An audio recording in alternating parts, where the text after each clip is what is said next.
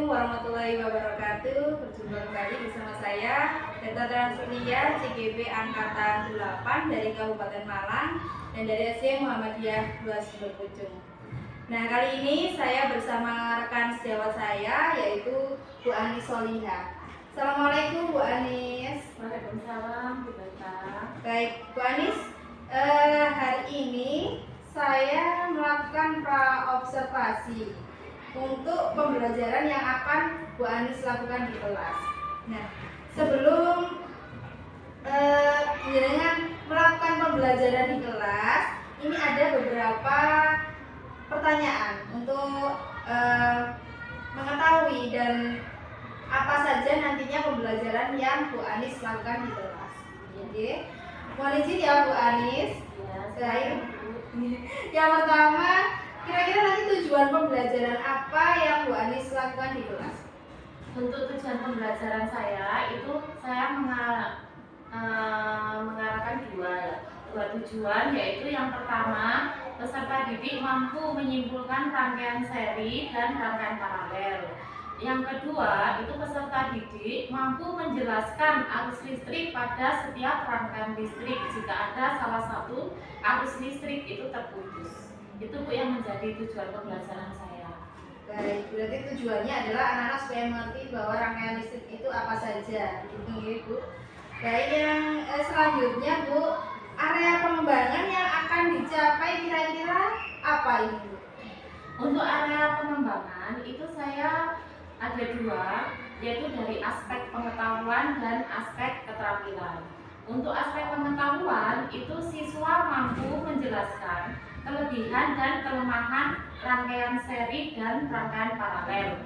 Untuk aspek keterampilan itu yaitu siswa mampu menyusun rangkaian seri dan rangkaian paralel dan mereka dapat mengkombinasikan antara rangkaian seri dan rangkaian paralel. Baik, jadi ada dua ya Bu, Ya. jadi ada pengetahuan dan juga keterampilan. Baik, lalu rancangan pembelajaran seperti apa nanti yang Bu Anis lakukan di kelas? Jadi ada strategi, metode, dan juga media pembelajaran apa kira-kira? Kalau untuk rancangan pembelajaran itu yang pertama saya menggunakan berdiferensiasi kesiapan siswa. Di sini saya mengelompokkan siswa berdasarkan gaya belajarnya masing-masing. Jadi sudah saya bentuk kelompok itu berdasarkan gaya belajar masing-masing, yaitu di mana ada tipe auditori, ada tipe audiovisual dan kinestetik seperti itu.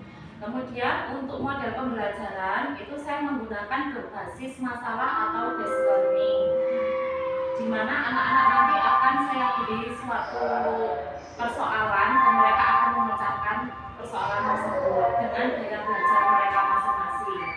Kemudian untuk metodenya itu saya menggunakan tanya jawab, kemudian diskusi sama penugasan. Itu yang untuk metodenya. Kemudian untuk pembelajaran di sini saya menggunakan video pembelajaran tentang pembelajaran tersebut, kemudian yang akan ditampilkan melalui proyektor. Kemudian saya juga membuat artikel untuk yang anak-anak tipe menulis. Kemudian untuk saya menyediakan gambar rangkaian untuk anak-anak yang tipe visual. Jadi dia memakai strategi pembelajaran diferensiasi ya. Lalu kira-kira waktu pelaksanaan ini hari apa Bu? Karena saya sebagai wali kelas 6, saya akan melaksanakan supervisinya nanti atau kegiatan pembelajaran itu di kelas saya, yaitu kelas 6A pada hari Kamis di jam pertama. Baik, Bu. Lalu untuk selanjutnya, setelah melakukan pra-observasi ini, saya akan izin dia Bu ya untuk melakukan supervisi pembelajaran yang Ibu lakukan di kelas. Jadi nanti saya akan mencatat apa hasil dari supervisi saya selanjutnya seperti itu Bu. Jadi nanti ada kegiatan ini yaitu supervisi di kelas dan juga ada pasca observasi. Itu Bu Anis. Mungkin seperti itu ya untuk pra observasi. Nanti kita berjumpa lagi di kelas jenengan untuk melakukan supervisi akademik. Terima kasih Bu Anis. Sampai jumpa kembali. kembali nanti di kelas. Ya. Sekarang kita berdoa dulu ya. Siapa yang ingin memimpin doa? Keno. Sekarang kasih doa.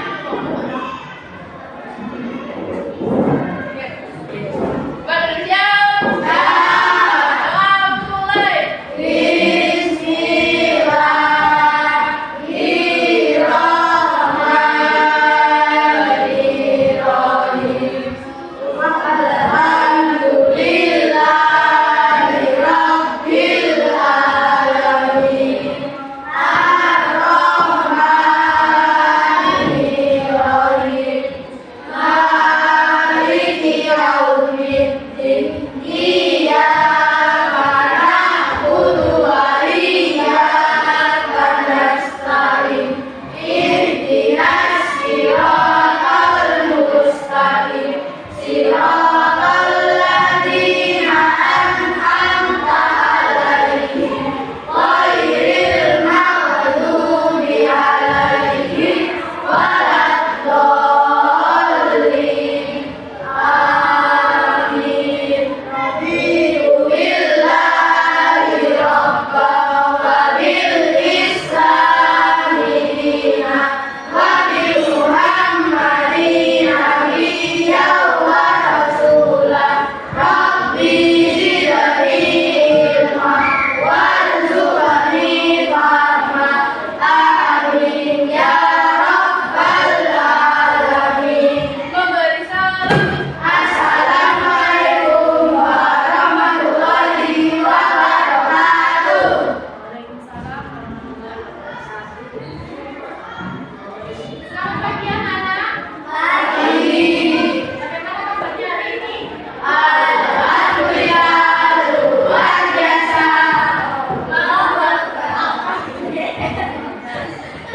Saya absen dulu ya. Hari ini siapa yang tidak masuk? Masuk nama ya. Ya, untuk menambah semangat tadi, saya akan mengadakan apa semangatmu? Ini semangatku. Takutkan ya. Di mulutku ada doa, di hatiku ada cinta, di tanganku ada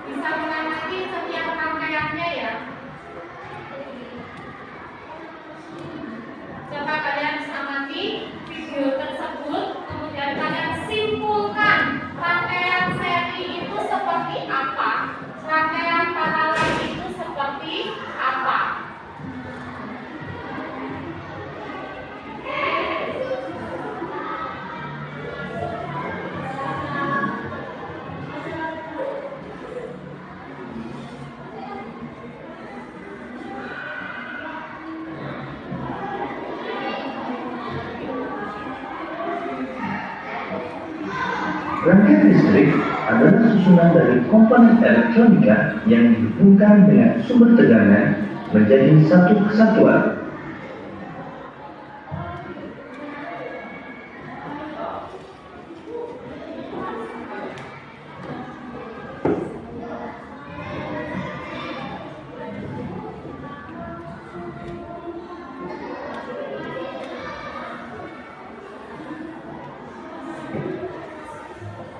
Berdasarkan pengaruh hidupnya arus listrik, rangkaian listrik dibagi menjadi dua, yaitu rangkaian terbuka dan rangkaian tertutup. Rangkaian terbuka adalah rangkaian listrik yang tidak dapat mengalirkan arus listrik karena jalur arus terputus atau tidak terhubung. Rangkaian tertutup adalah rangkaian listrik yang dapat mengalirkan arus listrik karena jalur arus yang terhubung. Jadi, arus listrik hanya dapat mengalir pada rangkaian. Coba kalian jelaskan sesuai dengan masing-masing yang kalian cermati ya, yaitu apa kelebihan dan kekurangan pada rangkaian seri dan paralel. Kemudian kalian buatlah simulasi pada rangkaian campuran jika salah satu lampu tersebut itu mati. Silakan yang membawa perangkat praktek silakan dikeluarkan. Kalian simulasikan tematik tersebut atau soal tersebut, kemudian kalian tuliskan di kertas itu seperti apa. Nggak apa-apa, nanti dirangkai di meja. Yang kalian kan gambar ya, gambar ini nanti ini coba kalian kalau di sini nanti yang terputus, yang ini yang mati, ini nanti ya. Jadi nanti kalian tuliskan juga di gambar, kalian menggambar. Jadi satu rangkaian ini yang terputus ya di sini, nanti kamu putus di sini. Ya. Jadi gambarnya nanti kalian jelaskan.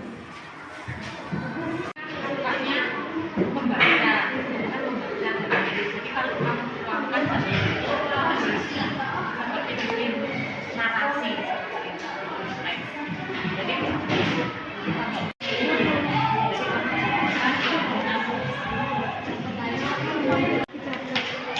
ya, kayak buku tulis ya.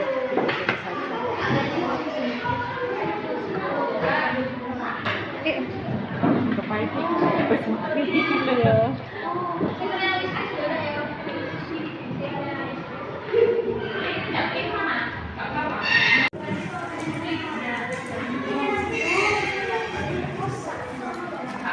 Bikin apa, Bil?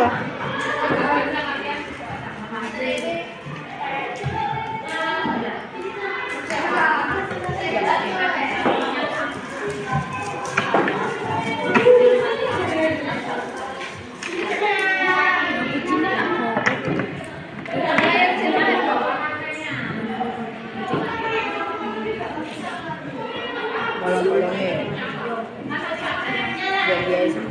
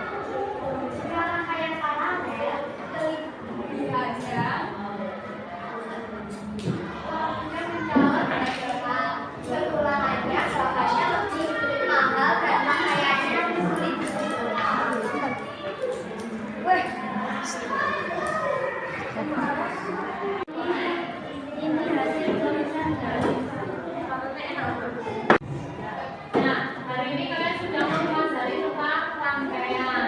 Di sini ada yang kurang mengerti tentang rangkaian atau sudah paham semua?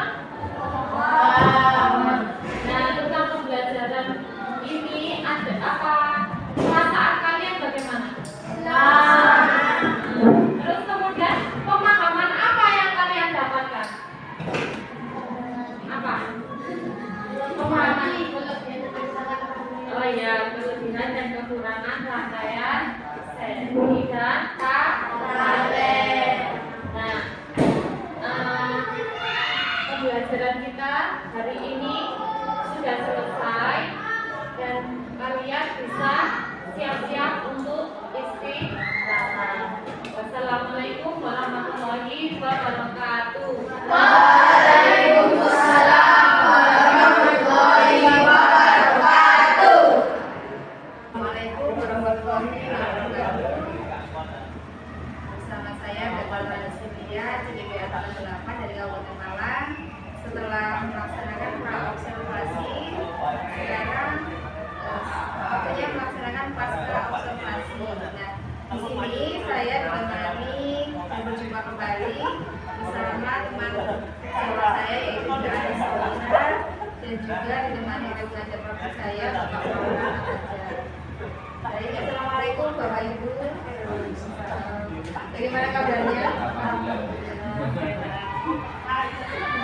Baik, untuk selanjutnya ini ada pertanyaan sedikit ya Bu untuk mengevaluasi dari supervisi akademik yang sudah saya lakukan dan juga dengan Ibu kemarin.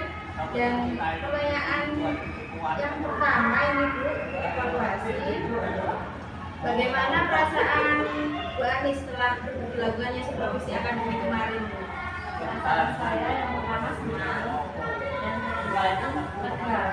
Karena saya bisa menerapkan sedikit pembelajaran dengan visualisasi, mungkin masih ada beberapa kekurangan dan itu dengan jajaran supervisi saya menjadi tahu apa kekurangan saya dan apa yang harus saya lakukan.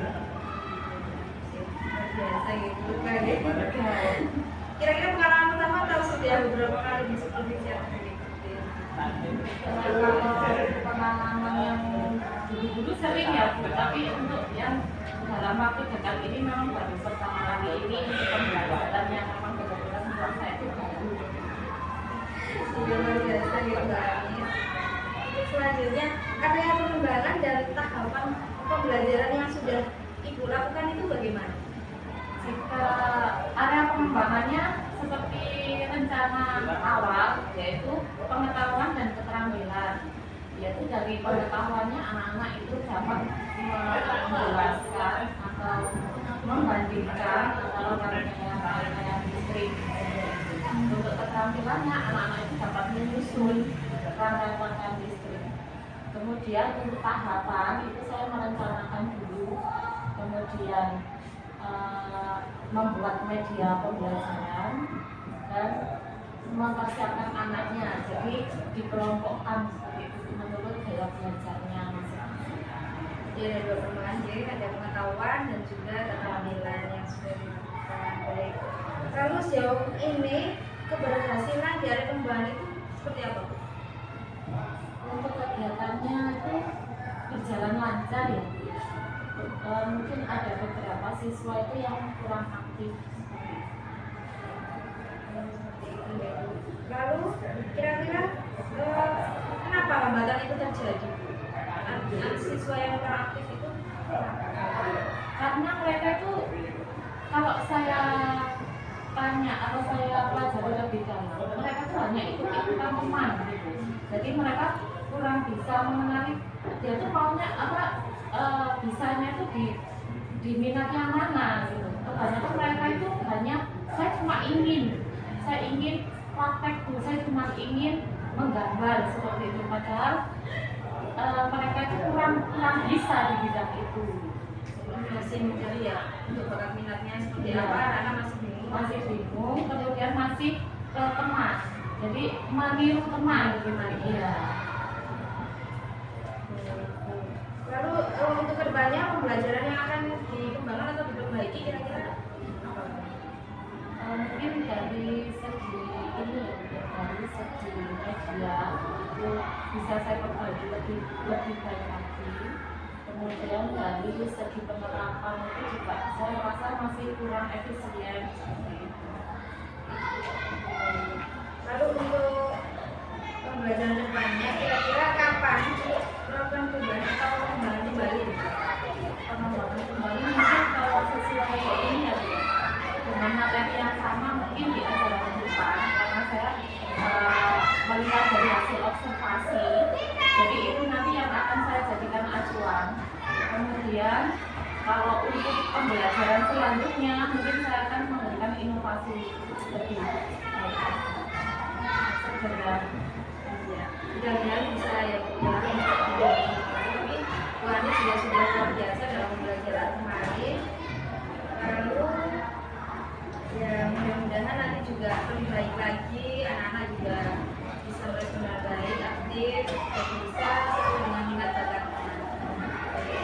Terima kasih ya Bu Anis. Lalu untuk selanjutnya kira-kira umpan balik atau tanggapan dari Bapak pengajar praktik bagaimana Pak? Oke, terima kasih atas kesempatannya. Alhamdulillah Bu Berta sudah melakukan kegiatan seperti ini, mulai dari observasi sampai yang terakhir ini pasca observasi. Tentunya akan sangat sulit rasanya ketika kita melakukan sebuah usaha akademik dengan karena memang kita harus memposisikan diri sejajar dengan atasan. Karena salah satu teknik coaching yang dapat dilakukan itu menjadi salah satu cara sejajarkan antara diri dan sebuah bangsa. Semuanya juga sudah berjalan dengan lancar, teknik coaching yang dilakukan oleh pasca observasi juga sudah baik, tinggal nanti meneruskan, mengembangkan lagi terkait instansi akademik ini dibentukkan oleh angkatan lain sehingga dalam maksimal dan proses pembelajaran dalam kelas itu relatif meningkat kualitas. Mungkin itu dari saya. Terima kasih Pak Maulana. Baik, alhamdulillah ya sudah dilaksanakan yang pertama observasi dan hari ini juga sudah dilaksanakan pasca observasi. Saya juga sekali lagi terima kasih kepada Bu Anis, sahabat saya dan juga Bapak Maulana selaku pengajar praktik. Baik, saya tutup Bapak Ibu. Wassalamualaikum warahmatullahi wabarakatuh.